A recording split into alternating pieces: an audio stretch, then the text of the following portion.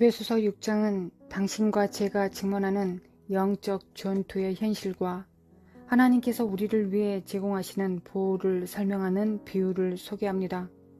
하나님의 갑주의 구성 요소는 무엇입니까? 무엇보다 먼저 바울은 당신이 악마를 물리치려면 진리의 띠를 착용함으로써 갑주를 사용해야 한다고 말합니다. 로마 군인은 튜닉을 입었고 이 튜닉이 방해가 되지 않도록 하기 위해 띠를 착용했습니다. 모든 것을 함께 묶기 위해서 이 띠를 그의 허리 주위에 두었습니다. 지금 그리스도인의 삶에서 우리의 띠는 진리의 띠요, 진리의 띠는 우리의 삶을 주관하는 하나님의 말씀을 나타냅니다. 아침에 눈을 떴을 때 우리가 가장 먼저 손을 뻗어야 할 것은 하나님의 말씀입니다. 하나님의 말씀이 우리 삶에 들어오게 하십시오. 진리는 우리의 갑주에 안전함과 힘을 주는 것입니다. 이 세상의 신은 거짓의 압이라는 것을 기억하십시오. 당신은 하나님의 자녀로 이 땅에 살고 있기 때문에 매일 진리의 하나님으로 무장하는 것은 필수입니다. 하나님의 자녀인 내가 하나님의 말씀에 의문을 품고 있다면, 하나님의 말씀을 믿지 않는다면, 내가 하나님의 말씀을 모두 받지 않고 그것을 적용하지 않는다면 사탄이 승리하게 될 것입니다. 진리의 띠는 하나님의 말씀을 내 삶에 적용하는 것을 의미합니다. 사탄은 거짓말쟁이입니다. 만약 내 허리에 진리로 띠를 띠고 있지 않다면 나는 그의 거짓말을 믿을 것입니다. 우리 자신이 성경에 잠기고 우리의 삶에 진리를 적용하는 것은 중요합니다. 하나님의 말씀인 진리의 띠를 띠고 그 다음 단계는 의의 흉배를 앞뒤로 두르는 것입니다. 전쟁의 열기 속에서 두 장치로 갑옷이 보호됩니다. 그 의는 우리의 의가 아닙니다. 이사야 64장 6절에서 우리의 의는 다 더러운 옷과 같다고 했습니다. 그것은 우리 자신의 의와 아무 상관이 없습니다. 우리가 구원을 받을 때 받는 예수 그리스도의 의와 상관이 있습니다. 우리의 의는 이제 예수 그리스도의 완성과 사역과 그가 우리를 위해 십자가에서 행하신 일을 믿는 것에서 옵니다. 사탄이 당신과 저에게 와서 말합니다. 너가 이것을 했다. 너는 그 나쁜 짓을 했다. 하나님은 너 같은 죄인을 사랑하지 않으신다. 포기해. 너가 겪고 있는 모든 것은 그럴 만한 이유가 있기 때문이야. 내가 한 일 때문에 왜 하나님께 기도하려고 하니? 그는 너와 같은 사람들의 말을 듣지 않아. 그냥 포기해. 우리는 의의 흉배를 가지고 있습니다. 마귀가 우리를 참수하면 그리스도의 의가 그에게 응하십니다. 지금 제 말을 듣고 있는 많은 그리스도인들이 있습니다. 마귀의 참소에 의해 패배하고 있습니다. 당신은 기도하려고 하는데 갑자기 온수가 당신의 마음을 공격하고 고소를 제기합니다. 내가 무슨 권리로 하나님께 기도하느냐? 내가 그리스도에게 오기 전에 범했던 죄를 기억해봐라. 그리고 내가 하나님의 자녀가 된 이후에 지은 죄를 하나님께서 다 알고 계신다. 그런데 너는 무슨 권리로 기도하느냐? 너가 그 사람에게 했던 나쁜 짓을 생각해봐라. 너는 사함받을 수 없는 죄를 지었다.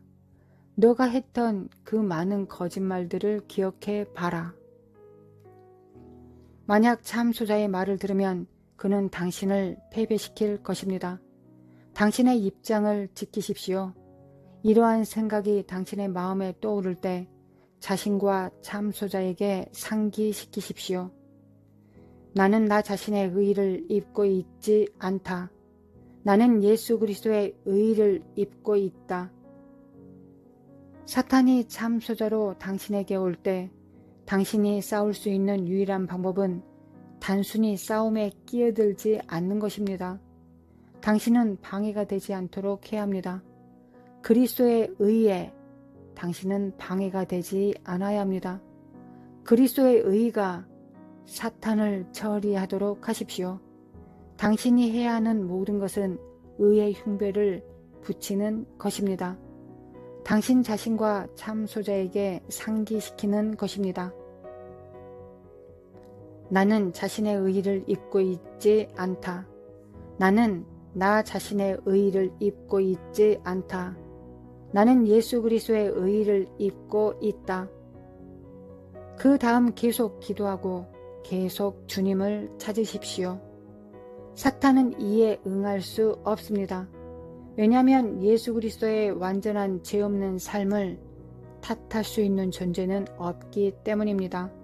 저는 신자들이 기도하지 못하게 하는 가장 큰 전술 중 하나는 참소자가 우리에게 올 때라고 믿습니다. 의의 흉배를 붙이십시오. 하나님께서 당신의 기도를 들으실 것입니다. 하나님께서 당신을 크고 놀라운 방법으로 사용하실 것입니다. 참소하는 자의 말을 듣지 마십시오.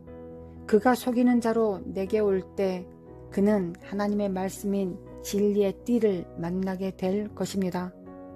사탄은 예수 그리스도의 의의 흉배와 사탄이 나를 공격하러 왔을 때 내 안에 있는 예수님의 의의 흉배를 만나게 될 것입니다.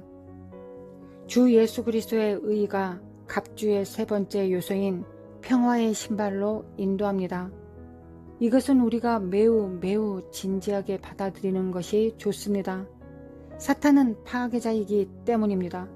그는 파괴자이며 그는 자신의 힘으로 모든 것을 할 것입니다. 그가 가진 모든 자원을 사용할 것입니다. 그는 당신을 파괴하기 위해 그가 할 수 있는 모든 악마를 보낼 것입니다. 그는 당신의 삶의 파괴를 쫓고 있습니다. 당신의 결혼 생활을 파괴시키고 당신이 가까이 하고 사랑하는 모든 것을 파괴하려 합니다. 당신은 욥의 이야기에서 그가 한 일을 보았습니다. 제 말을 믿으십시오. 그는 같은 일을 당신에게 하기를 원하고 있습니다. 사탄은 파괴자입니다. 그리스도의 군사는 평화의 복음을 예비한 신을 신습니다. 로마 군인은 칼리가라는 샌들을 신습니다. 이 샌들은 전투에 참가하는 긴 행군 동안 병사들의 발을 보호하는 데 도움이 되도록 만들어졌습니다. 그것들은 매우 두꺼운 밑창을 가지고 있었고 물집으로부터 그들을 보호하는 방식으로 병사의 발목을 완벽하게 감싸주었습니다. 칼리가는 군인이 설 수 있는 곳이면 어디든 굳건히 설 수 있도록 밑바닥에 스파크를 가졌습니다. 그는 미끄러지지 않고 발 다칠 것을 두려워하지 않을 것입니다. 그는 서 있을 수 있습니다. 신자들도 복음의 확고한 기초를 가지고 서 있습니다. 신자로서 우리는 예수 그리스도께서 우리를 위해 하신 일 안에서 안전함을 알고 평안을 얻습니다. 그러므로 우리가 믿음으로 의롭다 하심을 받았으니 우리 주 예수 그리스도로 말미암아 하나님과 화평을 누립니다. 우리가 하나님과 화평할 때 우리는 능히 설 수 있습니다. 우리는 무엇이든 맞설 수 있습니다. 이것은 성경의 시편 40장 20절에서 말하는 것입니다. 나를 기가 막힐 웅덩이와 수렁에서 끌어올리시고 내 발을 반석 위에 두사 내 걸음을 견고하게 하셨도다.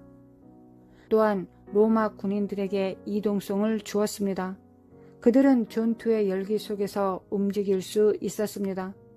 바울이 서 있다고 말하는 것은 당신이 가만히 서 있다는 의미가 아닙니다. 당신이 움직일 수 있고 적과 싸울 수 있다는 것을 말하고 있는 것입니다. 사탄이 당신을 공격할 때 움직일 수 있으므로 영토를 얻을 수 있습니다. 우리는 우리가 있어야 할 곳으로 이동하는 대신에 우리가 가진 것을 보호하는 것으로 만족해야 할 뿐입니다. 그러나 신명기 33장 53절에 하나님께서 말씀하셨습니다. 그 땅을 점령하여 거기 거주하라. 내가 그 땅을 너희 소유로 너희에게 주었음이라. 당신이 앞으로 나아가 하나님께서 당신에게 주신 땅을 소유하지 않으면 적이 그것을 차지할 것입니다. 하나님은 이스라엘 자손에게 젖과 꿀이 흐르는 땅을 약속하셨습니다. 그러나 약속의 땅으로 가는 길에 장애물들이 있었습니다. 하나님은 기적을 통해 여리고를 주셨습니다. 그 후 여호수아와 그의 군대는 약속의 땅에 도달하기 위해 한 인치의 오차도 없이 싸워야 했습니다. 그들은 연이어 승리를 얻을 수 있었습니다. 왜냐하면 그들이 하나님과 화평 위에 서 있었기 때문입니다. 하나님과 화평에 있는 것은 우리에게 이동성과 안정성을 줍니다. 원수가 당신에게 무엇을 공격하더라도 당신은 굳건히 설 수 있을 것입니다. 그것은 흔들리지 않을 것입니다. 우리가 이를 행한 후에 우리는 믿음의 방패를 듭니다. 사탄은 가장 큰 의심자입니다. 그는 이제 의심을 던지려고 합니다. 바울은 이러한 의심을 악한 자들의 불화살에 비유합니다. 당신이 거기 앉아 있다가 갑자기 아무 이유 없이 가장 불경건한 생각이 나온 적이 있습니까? 그것이 바울이 말하는 것입니다. 사탄이 우리의 마음을 읽을 수 있다고 말하는 성구는 없습니다. 그러나 저는 사탄이 우리의 마음에 영향을 미칠 수 있다고 말하는 성경 구절을 알고 있습니다. 사탄은 당신의 마음에 어떤 것을 던지고 싶어 합니다. 그는 의심과 두려움, 어두운 생각, 증오, 질투, 교만을 던지고 싶어 합니다. 그는 당신의 마음을 쫓고 있습니다. 그는 당신의 마음을 빼앗고 있습니다.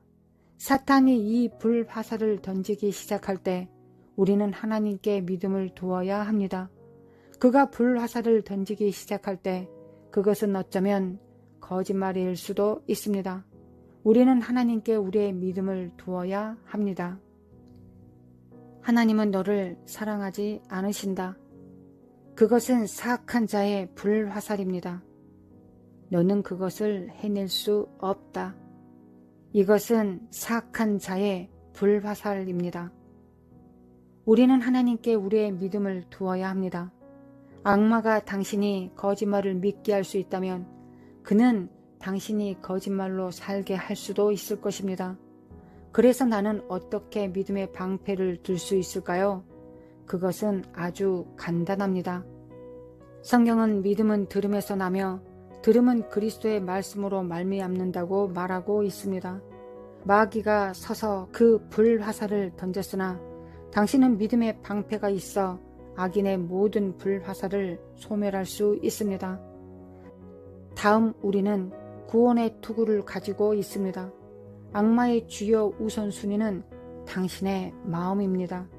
그는 당신의 마음을 사로잡기 위해 모든 것을 할 것입니다. 그는 당신의 마음을 쫓고 있습니다. 이것을 충분히 강조해도 지나치지 않습니다. 그는 당신의 마음을 쫓고 당신의 마음을 어둡게 하고 속이기를 좋아합니다. 우리가 어떻게 구원의 투구를 쓸 수 있을까요? 우리의 마음을 주님께 맡기고 주님, 제게 그리스도의 마음을 주소서 라고 말함으로 구원의 투구를 씁니다. 매일 하나님의 말씀을 읽고 하나님의 말씀을 생각하십시오. 그리스도 나의 구주의 마음이 나의 마음이 되기를 기도해야 합니다. 당신은 의도적으로 하나님의 말씀으로 우리의 마음을 먹여야 합니다. 성경 읽기를 통해서든 설교 말씀을 듣든 당신에게 효과가 있는 것은 무엇이든 자신을 먹여야 합니다. 끊임없이 하나님의 말씀으로 재프로그래밍 하기 위해 적극적인 노력을 해야 합니다. 그것은 오직 하나님의 말씀을 통해서만 가능합니다. 결국 당신은 하나님께서 사랑하시는 것을 사랑하고 하나님께서 미워하시는 것을 미워하며 하나님처럼 생각하는 자신을 발견하게 될 것입니다.